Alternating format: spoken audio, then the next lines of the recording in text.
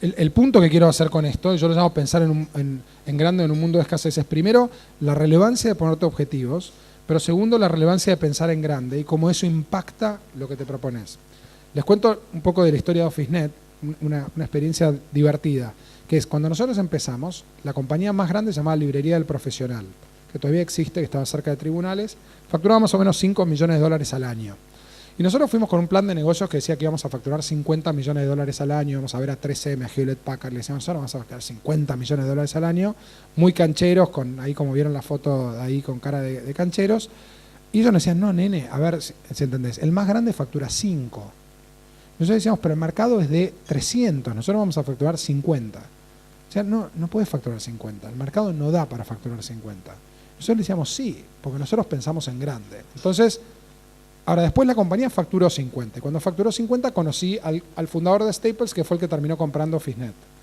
Me acuerdo que fuimos a ver a Boston, el tipo había empezado la compañía un poco antes que nosotros, y cuando me siento con él, el tipo me dice, ¿cuánto facturan? Y yo ahí me inflo el pecho y le digo, 50 millones de dólares al año. El tipo me dice, ah. Entonces le digo, ¿y ustedes cuánto facturan? 10 mil millones de dólares, me dice el tipo. Le digo, ¿cuánto? 10 mil millones de dólares. Y salí diciendo, qué pichi que soy, cómo pienso en chiquitito. Y la verdad es que ambas cosas son ciertas. Es todo relativo a cómo vos medís la vara y cómo se te hace el estándar. Pero hay otras compañías que empezaron en Boston al mismo tiempo que este señor, Tom Stenberg, y facturan 5 millones de dólares al año. O sea, el hecho de haber empezado en Estados Unidos, yo me empecé a contar como historias tranquilizadoras, ¿no? Bueno, pero este tipo empezó en Estados Unidos, yo empecé en Argentina, entonces es lógico en Estados Unidos.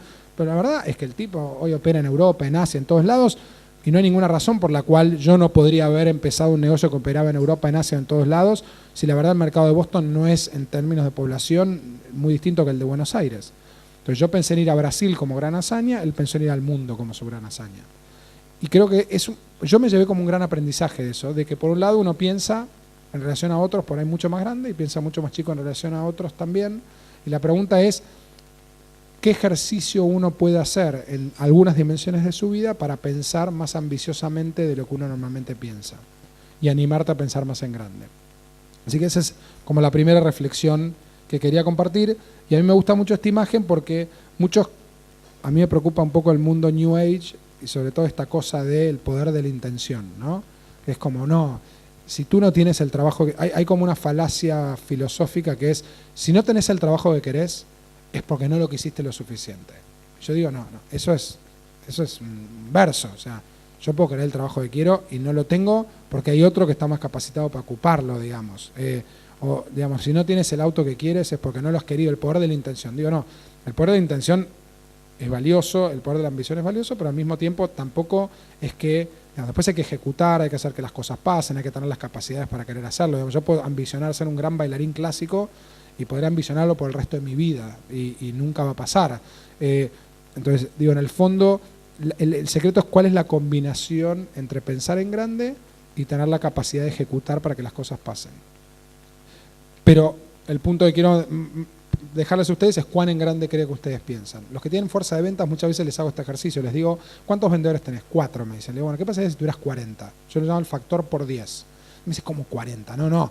Yo de 4 puedo pensar en irme a 6, pero no a 40. Le digo, bueno, justamente, como nunca pensaste en ir a 40, nunca vas a llegar a 10. Entonces, pensás el ejercicio, ¿cómo sería tu organización si tuvieras 40 vendedores? No, sería un quilombo, sería otra cosa. Le digo, bueno, pensalo y después ajustá lo posible. No es que listo, ahora lo pensé y aparecen 36 personas más. Pensalo y después haz el ejercicio de ingeniería reversa de qué sería tu organización si fuera así. Inocente o poderoso. La segunda tiene que ver más que nada con cómo nos contamos las historias a nosotros mismos de las cosas que nos pasan. Yo tengo unas muy buenas historias en este sentido, que ahora les voy a contar, pero digamos, para mí esto es como el mayor desafío espiritual, cotidiano y mundano, que tiene que ver sobre todo con, por ejemplo, llegar acá, ¿no? Siempre digo, ¿cuál es la respuesta que el 99% de las personas dan cuando llegan tarde a una reunión que empezaba a las 9 de la mañana en el microcentro de Buenos Aires? ¿No? Si yo vengo y te digo, ¿qué te pasó? ¿Por qué llegaste tarde? ¿Qué decís? Tránsito. Es una nueva tecnología que va leyendo la mente de la audiencia. Tránsito. Entonces, Acá hay dos opciones, que ustedes sean unos bolaceros y que en realidad no había tránsito, pero vamos a suponer que es cierto, que el tránsito estaba, todos estos autos iban al mismo tiempo que yo, al mismo lugar que yo quería ir, y eso me hizo llegar tarde. Ahora, obviamente esta es una parte de la historia. ¿Cuál es la otra parte de la historia? Que no saliste a tiempo. ¿Está bien? Que no salí a tiempo. O sea, si ustedes fueran matemáticos, ¿alguien estudió matemáticas acá o es matemático, ingeniero o algo? ¿Sí? Bueno, uno sería una función con dos variables. Es la conjunción del tráfico con la hora a la que salgo de mi casa, la que hace que llegue o no en horario a un lugar. ¿Están de acuerdo? Bastante simple. O sea, es digamos, el tráfico más horario de salida te determina el resultado. Exacto, todos los que no son ingenieros están excusados. Los ingenieros que saben funciones con dos variables, no. Pero lo interesante no es tanto esto. Este es un ejercicio muy simple y todo el mundo te dice tráfico. Y vos llegás a una reunión y te dicen, ¿qué pasó? No, llegué tarde por el tráfico. Y el otro piensa, sí, saliste tarde de tu casa, pero no importa. ¿Está bien? Bueno, sí, mucho tránsito, ¿no? Sí, mucho tránsito. O sea, ese es nuestro diálogo cotidiano. Ahora, lo interesante es en dónde ponemos foco cuando nos contamos a nosotros mismos la explicación de las razones por las que las cosas pasan de tal o cual manera. ¿Y por qué creo que es tan profundo este como dilema? Porque cuando hablas del tránsito, hablas en tercera persona. El problema es el tránsito. Cuando salís de tu casa tarde, hablas en primera persona. Yo salí tarde de mi casa. No, el tiempo hizo que salga tarde de mi casa, digamos, no. O sea, si le echas la culpa al despertador, es otro tema. Pero si vos decís yo salí tarde de mi casa, hablas en primera persona. Cuando decís el tránsito, es en tercera persona. Si vos fueras una computadora, matemáticamente dirías, bueno, ¿qué tiene que pasar para que llegue en horario? Que el tránsito no esté, si hablas del tránsito. ¿Qué tiene que pasar para que yo llegue en horario? Si hablas en primera persona, es que yo salga más temprano. En una vos sos el protagonista en la historia y en la otra no. ¿En dónde pones foco en la manera en que te contás la historia? Eso es lo que yo llamo el dilema de inocente o poderoso. ¿Por qué? Porque en uno estás fuera de la historia, en el otro sos el protagonista de la historia. Y uno te hace inocente, pero el costo de la inocencia es la impotencia. El otro te hace responsable, en el sentido de responsabilidad, de la habilidad para responder, pero te pone en el centro de la escena y por lo tanto te hace, lo que llama accountable, te hace responsable frente a la situación, que es muy distinto de responsable por la situación, y ahora lo vamos a distinguir. Yo siempre digo que esto lo aprendimos de muy chicos. O sea, yo tengo 4 hijos, cada vez que se cae algo, me dicen se cayó, en tercera persona. Nunca lo tiré, ¿no? Siempre me dicen se cayó. Yo le digo, ¿qué le pasó a la leche? Se cayó. Entonces le digo, vino corriendo de la mesa y saltó. Sí, me dicen. De hecho, tengo una hija, Emilia, la más chica, que últimamente está usando un sistema medio, ya bordea el esoterismo, donde cada vez que rompe algo, le digo, ¿quién fue? Le digo yo, sí, y me hace así, ¿no? Como una fuerza. Le digo, ¿allá arriba? Sí, me dice. Le digo, mirá vos, ¿viste? Le digo a mi hijo, ¿qué pasó con el buzo? Se quedó en la escuela, me dice. Le digo, ¿no se te ocurrió invitarlo a venir a casa con vos? No. Bueno, listo. Entonces, desde muy chicos hablamos en términos de me saqué un 10, pero la maestra me bochó. O sea, la maestra nos bocha, pero los 10 nos los sacamos nosotros. Nadie dice, me saqué un 1, la maestra me puso un 10. Suena antiintuitivo hasta para decirlo, es como un trabalenguas. Entonces decimos, sí, me saqué un 10 y la maestra me bochó. Decimos, con esta macroeconomía es muy difícil poder planificar, ¿no? Entonces el problema es la macroeconomía, no nuestra capacidad para poder lidiar con esta macroeconomía. Los clientes son impredecibles. No, los clientes no son impredecibles, los clientes son clientes. Tu capacidad de predecir los clientes es lo que hace que puedas predecirlos o no, pero no los clientes. El problema no son los clientes, el problema es tu capacidad de entenderlos. Entonces, desde muy chicos tenemos como esta dinámica que en el fondo para mí lo que esconde es la inocencia pagando el costo de la impotencia y genera mucha resignación y resentimiento porque en el fondo vos te estás saliendo de la escena para obtener inocencia, pero lo que en el fondo genera es mucho enojo. Estos 1000 personas que están manejando al mismo tiempo que yo me están volviendo loco y el tránsito es un desastre y es imposible así llegar en horario. Y son las frases que uno se va diciendo mientras va manejando por el microcentro y lo agarran piquetes y todo. Digo, Argentina es una gran usina creativa de argumentos para que seamos inocentes, digamos, si queremos, ¿no? Pero este dilema que yo llamo víctima o protagonista o espectador o protagonista, en el fondo para mí reside en eso, que es cómo te contás la historia y cómo eso te empodera o te desempodera. Les cuento mi mejor historia de víctima. Voy a apoyar esto acá un segundo.